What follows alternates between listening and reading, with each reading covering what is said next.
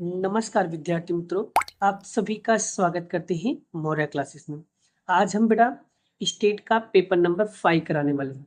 इसको भी इम्पोर्टेंट है बेटा, इसे भी अच्छी तरीके से प्रैक्टिस करना। तो इसी तरीके से बेटा मैं काला के 6 पेपर के सेक्शन भी करवा दिए हूँ और विथ एक्सप्लेनेशन के साथ मैं बहुत डिटेल में एक्सप्लेन करने की कोशिश की हूँ बेटा, समझाया हूँ।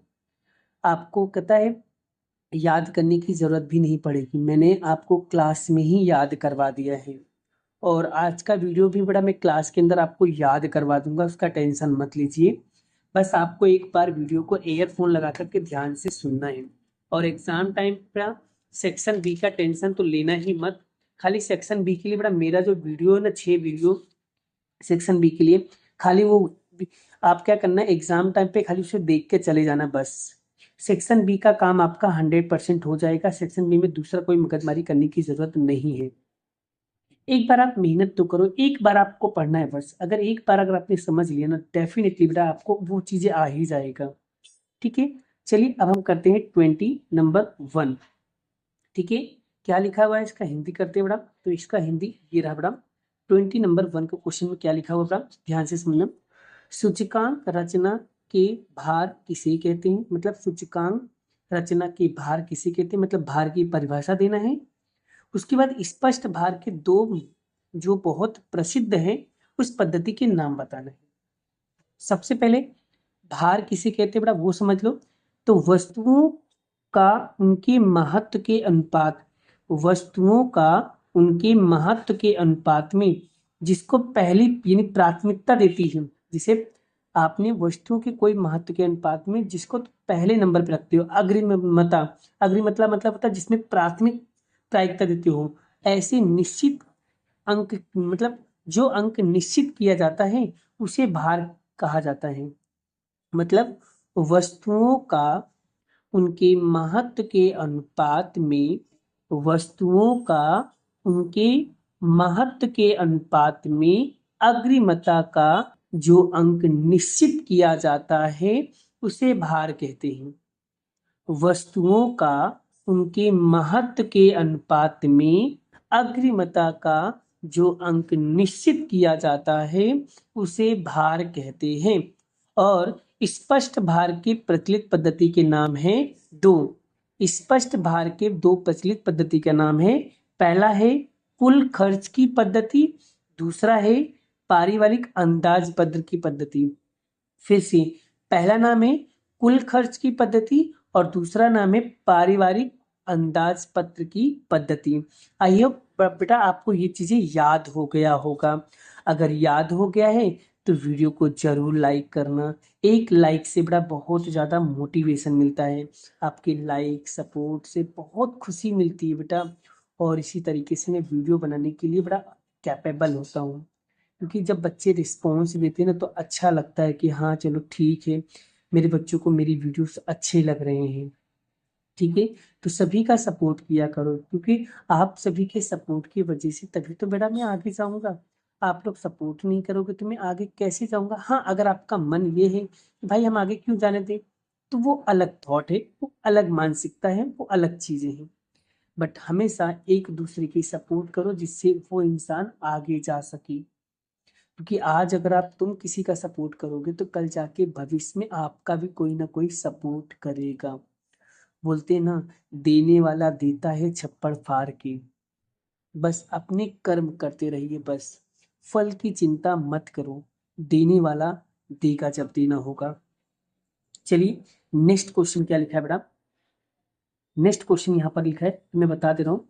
किस परिस्थिति में कार्ल पियर्सन और क्रमांक सहसंबंध की विधि से मिलने वाला सहसंबंधांक कैसा होता है, समान होता है। तो एकदम इजी बड़ा छोटा सा टॉपिक है, आपको याद रखना।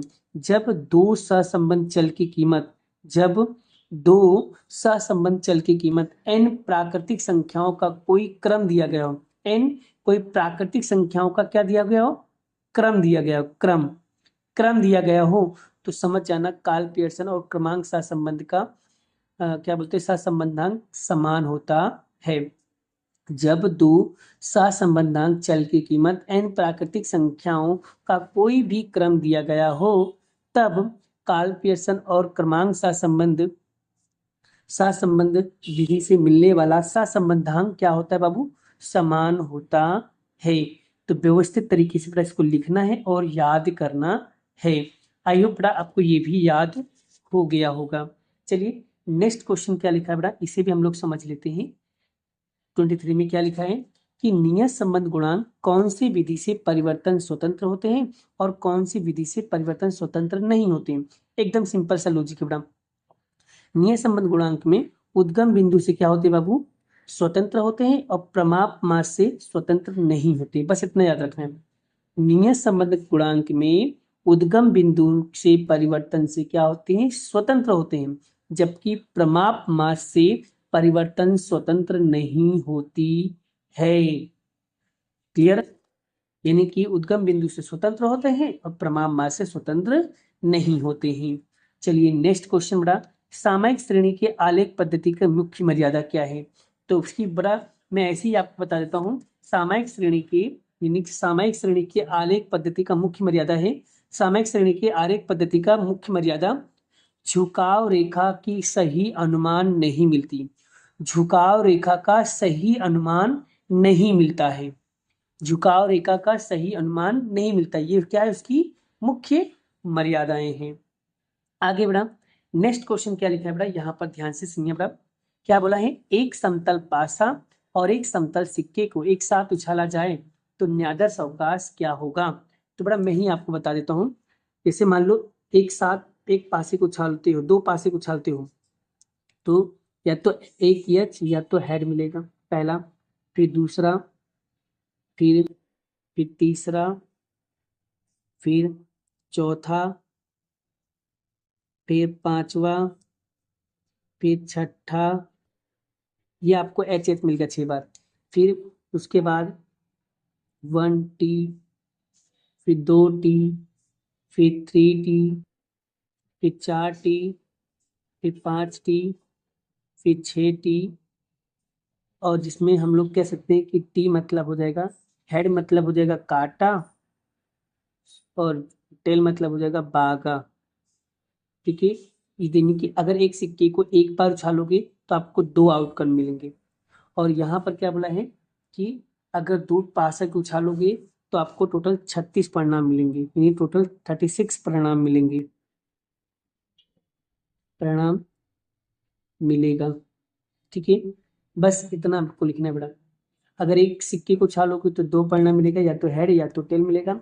अगर 2 सिक्के को उछालोगे तो टोटल 36 परिणाम मिलेगा। तो इस तरीके से ये भी लिखना, 6 बार आपको टी एच लिख देना, 6 बार आपको टी लिख देना, बात खत्म। ठीक है? क्लियर बाबू?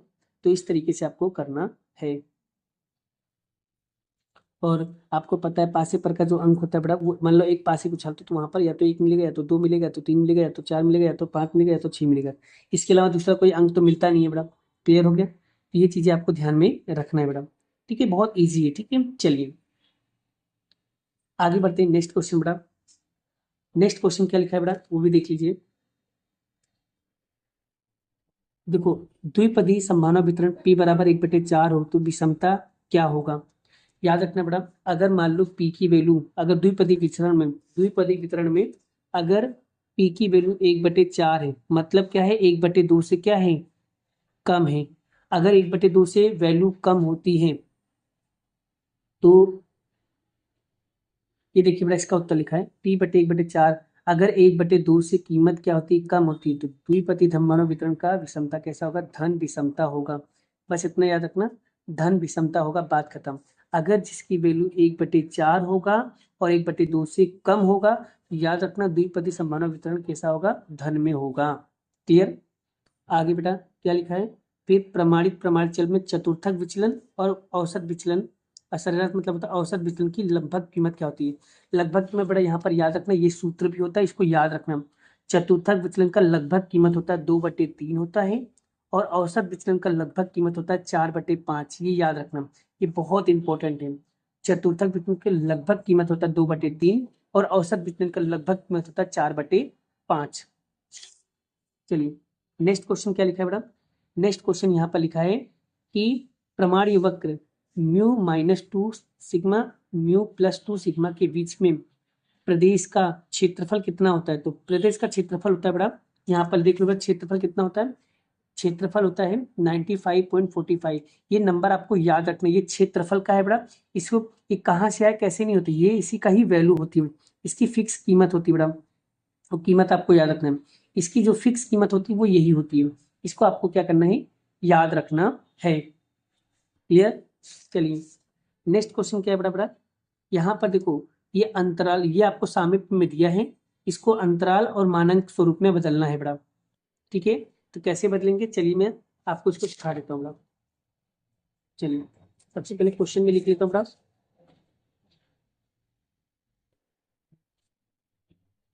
ठीक है, चलिए अब क्या बोला है, अंतराल और सामीप्य। तो सबसे पहले बड़ा अंतराल में कैसे बदलोगे और सामीप्य में कैसे बदलोगे। चलिए पहले लिखेंगे सामीप्य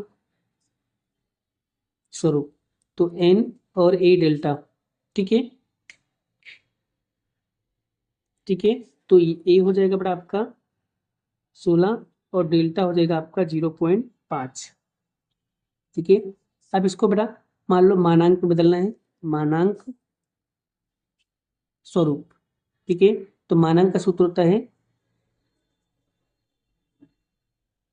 x माइनस ए लेस देन डेल्टा, यानी कि x ए हो जाएगा आपका 16 लेस देन डेल्टा कितना हो जाएगा 0.5।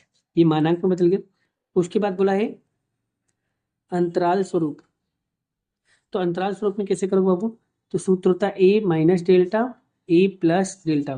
तो ए हो जाएगा आपका 16, ये हो जाएगा 0.5 और ये हो जाएगा 16 प्लस 0.5। आगे क्या करना है बेटा, उसके बाद यहाँ पर क्या करना है, उसके बाद यहाँ पर इस 16 में से 0.5 माइनस करेंगे तो 15.5 आएगा और 16 में से प्लस करेंगे तो कितना आएगा 16.5 आएगा। तो ये हो जाएगा आपका आंसर। बोलो क्लियर बेटा, ये अंतर मानांक हो गया, ये अंतराल हो गया। देखो बेटा ये सब चैप्टर के लिए बेटा कॉन्सेप्ट वीडियो मैंने ऑलरेडी बनाया है, अगर आपने नहीं देखा तो जाके कॉन्सेप्ट वीडियो देख लो, शायद आपको ये कॉन्सेप्ट क्लियर हो जाए बेटा। ये बहुत इंपॉर्टेंट है बेटा। ठीक है, क्लियर हुआ, बहुत ज्यादा इंपॉर्टेंट है।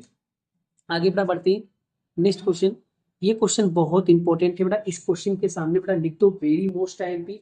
शायद ये क्वेश्चन बेटा आपके पेपर में देखने को मिल जाए, क्योंकि मैं आपको अभी भी कह रहा हूँ बहुत ज्यादा इंपॉर्टेंट है, ये एग्जाम में आने की इसकी संभावना बहुत ज्यादा है।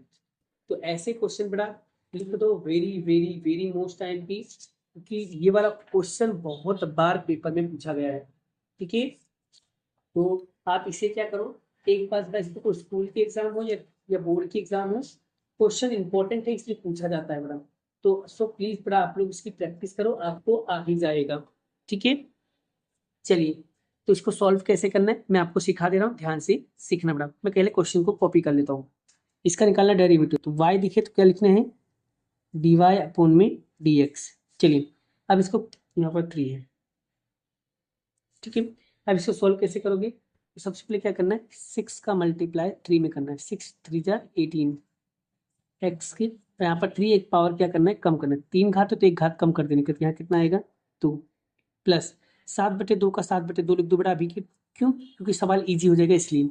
अब ये जो दिखा है यहाँ पर मान लो कुछ नहीं है, ठीक है, तो 1 का गुणा 2 में करो कितना आएगा 2 और 2 में से कम करेंगे तो 2 आएगा, प्लस यहाँ पर 6/5 एक्स का क्या देगा, एक्स माइनस करेंगे तो हट जाएगा और संख्या है तो क्या आएगा 0। तो यहाँ पर 18x² प्लस 7 और 2 का क्या करना है, देखो 2 से ये 2 कट जा रहा है बेटा, काट दो तो कितना आएगा 7 और एक क्या बचेगा x प्लस 6/5 प्लस 0, फिर 18x² प्लस 7x प्लस 6/5, यही क्या होगा आपका फाइनल आंसर होगा।